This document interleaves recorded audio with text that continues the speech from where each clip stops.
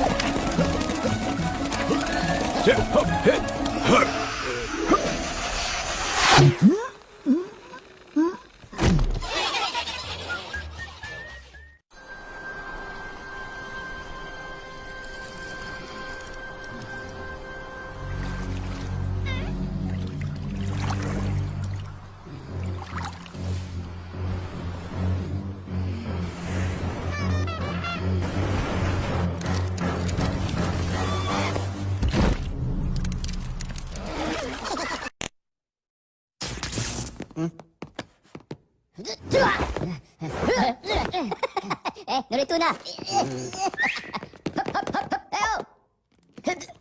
Wimpo.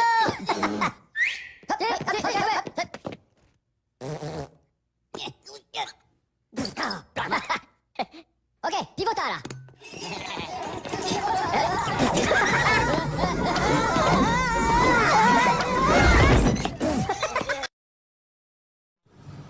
Alhamdulillahirabbil alamin.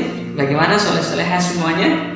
Setelah kita menyaksikan tayangan video tentang persatuan-kesatuan tadi, mudah-mudahan kita bisa mengambil hikmahnya sehingga kita senantiasa menjalin persatuan dan kesatuan. Kenapa? Karena itu merupakan bagian dari pengamalan Pancasila sila ketiga, yakni persatuan Indonesia yang dilambangkan pohon beringin. Dan ternyata persatuan dan kesatuan adalah juga bagian dari ajaran agama Islam. Teman-teman soleh-soleha yang dirahmati oleh Allah Subhanahu wa Ta'ala, berbicara tentang pertumbuhan pada hewan, kita tadi sama-sama menyaksikan tayangan videonya bahwa di sana ada beberapa gambaran hewan-hewan, di antaranya semut, kemudian ada kepiting, ada juga penguin. Ternyata setelah kita perhatikan pada pertumbuhan hewan tersebut, anaknya atau anak dan ibunya atau induknya memiliki karakter sifat fisik yang sama. Anaknya seperti kepiting kecil, ibunya kepiting dewasa, begitupun dengan semut dan penguin. Tetapi teman-teman, ada hewan yang ketika lahir atau menetas berbeda dengan induknya. Hewan apa sajakah yang berbeda antara anak dan ibunya ketika kecil? Hewan yang pertama adalah kupu-kupu. Ada lagi hewan yang lain seperti nyamuk. Dua hewan tersebut ketika menetas, anaknya tidak mirip dengan induknya. Perubahan tersebut bisa dikatakan dengan metamorfosis sempurna.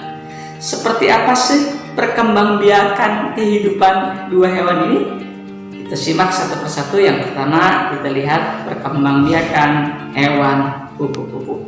Selamat menyaksikan. Pada perkembangbiakan kupu-kupu, perhatikan, Kupu-kupu berkembang biak dengan cara bertelur. Lalu telur-telur tersebut menetas menjadi seekor ular atau larva. Sangat berbeda dengan induk kupu-kupu. Anak kupu-kupu kecil adalah seekor ulat atau larva. Kemudian ulat tersebut berubah menjadi kepompong dalam waktu 1-2 minggu.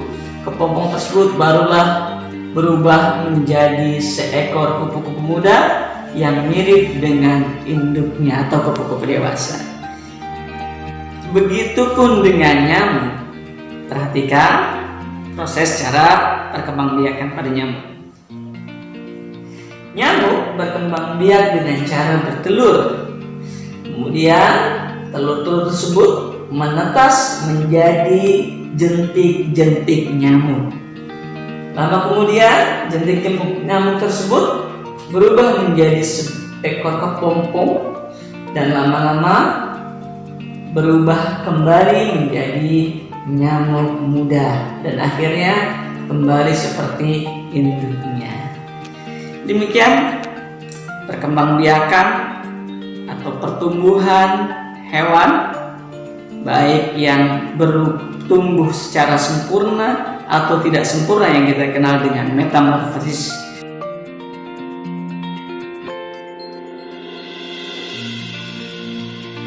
Metamorfosis adalah, perhatikan,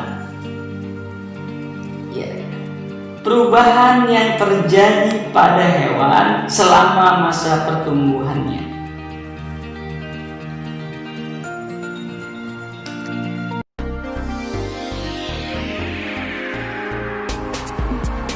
Assalamualaikum warahmatullahi wabarakatuh.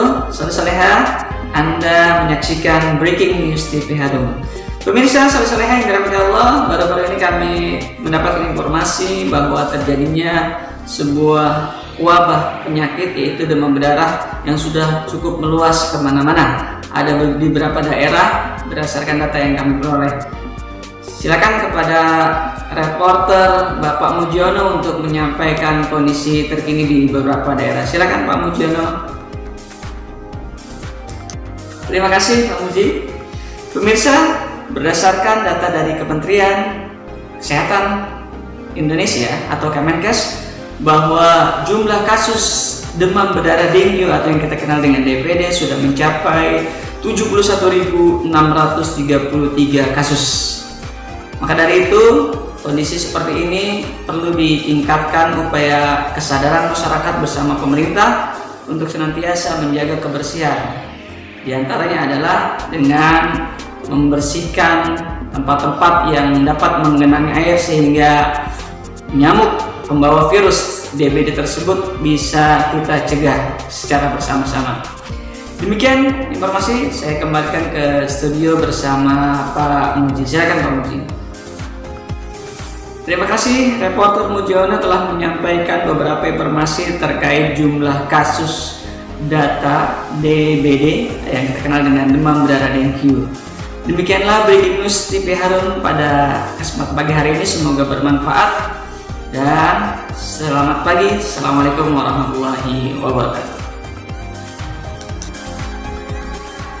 Baik, soleh-soleha yang dirahmati oleh Allah Subhanahu wa taala. Setelah kita menyaksikan breaking news, berita terkini yang tadi disampaikan, bahwa kita sudah mengetahui bahwa kondisi terkini adalah meningkatnya kasus demam berdarah.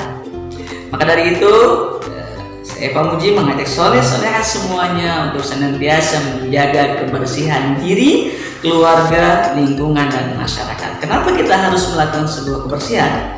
Perhatikan, kata Rasulullah SAW di bawah ini, at-tuhuru syatrul iman, kebersihan sebagian dari iman. Soleh-soleha yang dirahmati oleh Allah Subhanahu wa taala, maka ketika kita melakukan sebuah hal amal soleh, yakni kebersihan, itu sangat bernilai pahala besar di sisi Allah Subhanahu wa taala dan merupakan amalan dalam ajaran agama Islam. Berbicara tentang meningkatnya kasus wabah demam berdarah. Pak Muji punya soal cerita buat soleh-solehah semuanya. Perhatikan soal berikut ini. Di kota tempat tinggal Ahmad telah terserang wabah demam berdarah. Pasien berobat di 3 rumah sakit. Masing-masing rumah sakit mampu mengobati pasien sebanyak 232 pasien. Pertanyaannya, berapakah jumlah pasien demam berdarah semuanya? Bagaimana? Apakah teman-teman soleh-solehah mampu menjawab soal tersebut? Kalau tidak, Pak Muji akan bantu bagaimana cara menyelesaikannya. Perhatikan. Bismillah, kita akan menghitung cara penyelesaiannya. Yang pertama adalah kita buat sebuah susunannya. Lihat, 232 dikalikan 3. Bagaimana cara menghitungnya? Perhatikan. Kita akan kalikan dulu bilangan yang bernilai satuan dengan mengalihkan ke angka 3. Perhatikan. 2 dikali 3 sama dengan 6. Setelah itu yang bernilai puluhan baru kita itu 3 dikali 3 sama dengan 9. Dan terakhir yang bernilai ratusan adalah angka 2 dikali 3, 6. Jadi jumlah pasien yang berobat di rumah sakit semuanya yang terkena wabah demam berdarah adalah 696. Bagaimana? Mudah kan?